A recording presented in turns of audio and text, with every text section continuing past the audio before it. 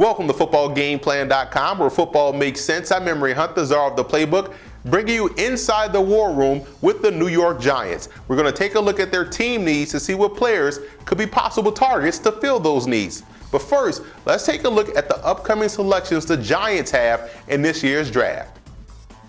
Coming into the 2013 draft, the Giants don't have a lot of needs, but they do have a lot of picks. And we know this about the Giants: by the end of the season, you will have seen every player on their roster because injuries kick in and depth is usually a concern. And that's what they have to address in this draft. You look at what their needs are, and not necessarily in any order: O-line depth, defensive end depth, linebacker, defensive tackle, depth at the cornerback position. So let's look at my 7th-round mock draft, first round.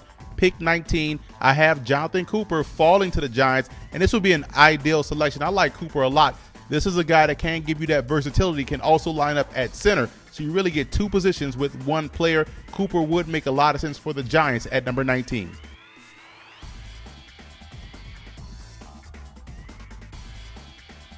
In the 2nd round, I have the Giants getting Alec Ogletree out of Georgia. You look at what he brings to the table: speed and athleticism. A former safety, not as physical as you want at the point of attack, still plays at times like a safety, but does have that speed and athleticism to get around the edge. I think that will fit nicely in that Giants defense.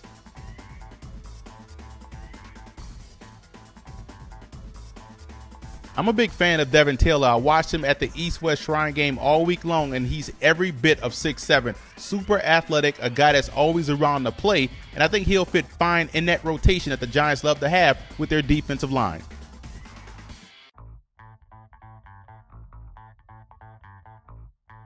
Like we mentioned in the earlier part of the video, depth is key for the Giants, especially on their defensive line. They love to have a rotation going, keeps those guys fresh. Akeem Spence may go higher than I have him listed here in the 4th round, and this will be a great fit for that Giants defensive front.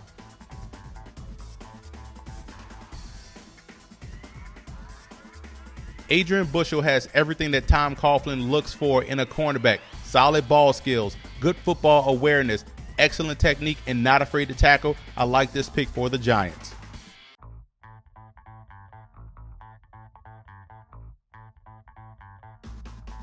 Now Davis in the 6th round would be a steal for the Giants. This guy has first-round type of talent, just can't get over the injury bug, and also has some fumbling issues. I think Coughlin can help him solve the fumbling issues, but if he can get over the injury issues, like I said before, this will be a steal for the G-men.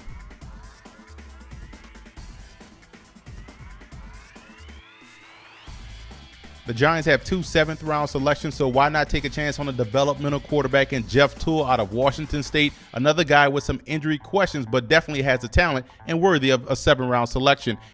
And I like David Bakhtiari out of Colorado, a guy that has the athleticism to play on either side of the offensive line at left tackle or right tackle.